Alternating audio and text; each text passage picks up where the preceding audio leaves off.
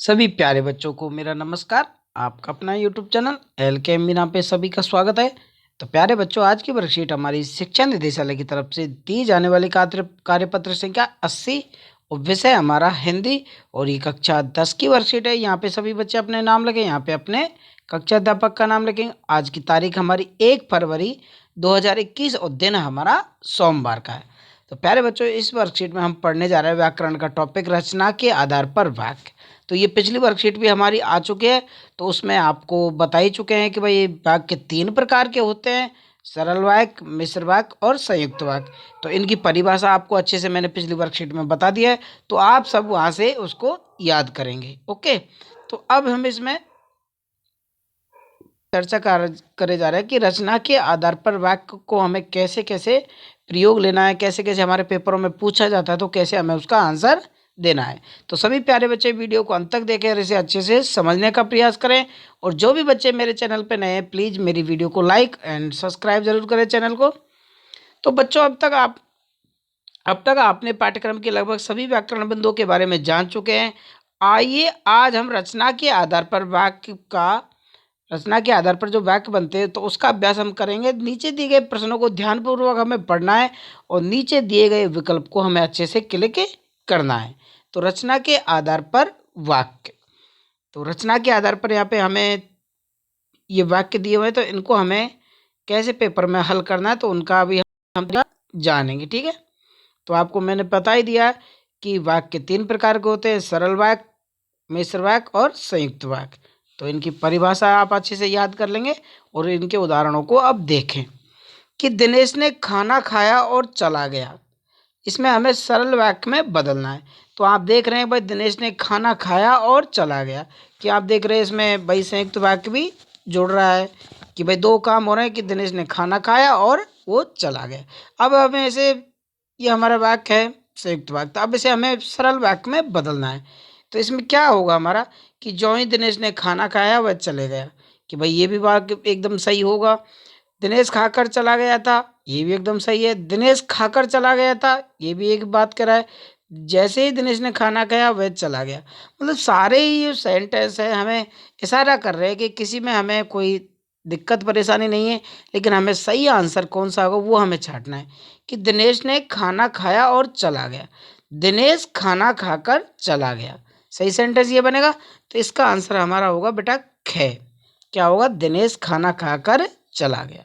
ठीक है ना, आप इनको पढ़ के देखें बार बार, तो आपको बेहतर से बेहतर समझ में आएगा। दूसरा है हमारा कि उसके आते ही तुम छिप जाना, मिश्र वाक्य में बदलना है कि उसके आते तुम्हें छिप जाना।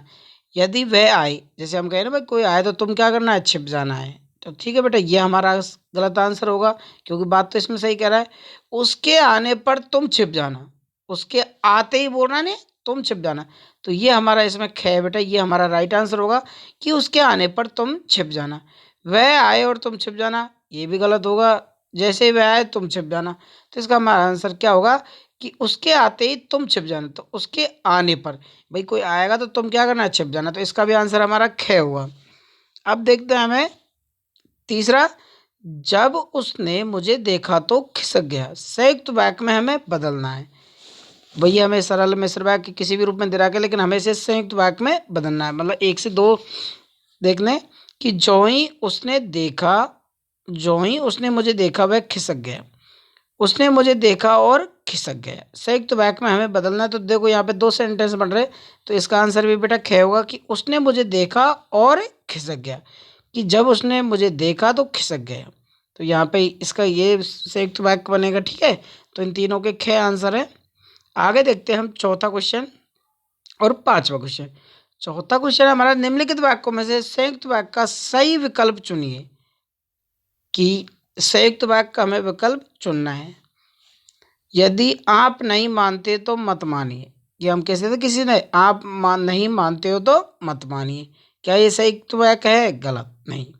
सवेरे होते ही पक्षी चहचहाने लगते हैं, ये भी गलत। मैं दुकान जाऊंगा और फल लाऊंगा, तो यहाँ पे 2 वाक्य, भाई वो एक ही का साथ 2 काम कर रहा है कि मैं दुकान जाऊंगा और फल लाऊंगा। तो इसका आंसर हो जाएगा हमारा गए। ठीक है ना बेटा।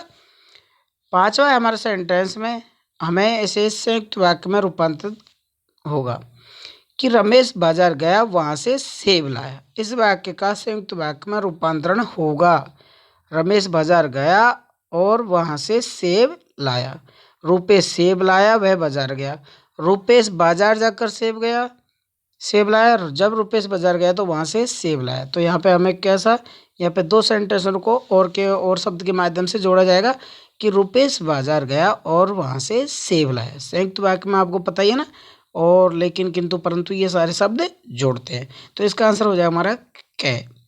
ठीक है बेटा। तो इस प्रकार आपके इसके और भी उदाहरण है। तो बेटा आपको जो पिछली वर्कशीट मैंने समझाई थी वाच्य वाली, ये वाक्य वाली, तो उसी वर्कशीट के सरल संयुक्त भाई कैसे कैसे इनकी क्या परिभाषा है, तो उन सबको अच्छे से पढ़ेंगे और घर पे कम से कम 10 से 20 वाक्यों को आप बदल कर देखेंगे। किसी को सरल से संयुक्त में, किसी को मिश्र से सरल में, तो आप सबको ये बदल कर प्रैक्टिस इनकी करनी है। ठीक है बेटा। तो आप कम से कम 10 वाक्य बना के देखें, तब जाके इसे अच्छे से रीड करेंगे। ओके बेटा। वीडियो को लाइक और चैनल को सब्सक्राइब करना ना भूलें। थैंक यू बेटा। Bye bye.